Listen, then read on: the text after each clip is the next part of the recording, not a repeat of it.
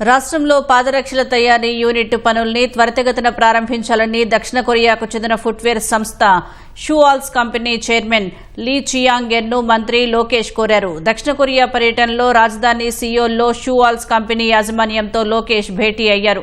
300 కోట్లతో తయారీ యూనిట్ ఏర్పాటుకు ఏపీ ప్రభుత్వంతో ఒప్పందం చేసుకున్న విషయాన్ని లోకేష్ గుర్తు చేశారు. ఏపీలో పరిశోధనా కేంద్రాన్ని ఏర్పాటు చేసి రిటైల్ డిస్ట్రిబ్యూషన్ హబ్గా మార్చాలని కోరారు. సర్టిఫైడ్ మెడికల్ ఫుట్వేర్ తయారీలో తమ సంస్థ ప్రత్యేకత కలిగి ఉందని షూవాల్స్ చైర్మన్ లీ చియాంగ్ చెప్పారు. సియోల్ నేషనల్ యూనివర్సిటీ, ఇవా ఉమెన్స్ యూనివర్సిటీ మెడికల్ సెంటర్తో కలిసి ఏఐ స్మార్ట్ మెడికల్ ఫుట్వేర్ అభివృద్ధి చేస్తున్నట్లు తెలిపారు. ఆంధ్రప్రదేశ్ ప్రభుత్వ ప్రతిపాదనలను సానుకూలంగా పరిశీలిస్తామని లోకేష్కు భరోసా ఇచ్చారు.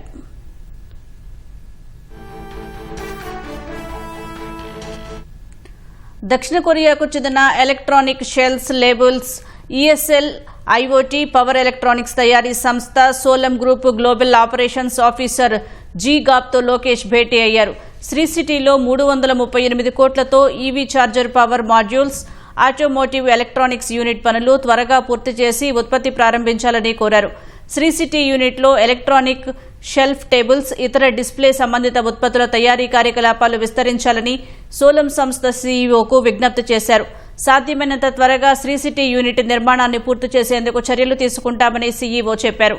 భారత్లోని కంపెనీలతో భాగస్వామ్యం కుదుర్చుకుని ఏపీలో micro LED display material hub ఏర్పాటు చేయాలని సాఫ్ట్ ఈపీఐ కంపెనీ ప్రతినిధులను కోరారు. తిరుపతి ఐఐటీ సహకారంతో మైక్రో ఎల్ఈడీల్లో ఏటా 500 మంది టెక్నీషియన్లకు శిక్షణ ఇచ్చే అకాడమీ ఏర్పాటు చేయాలని కోరారు.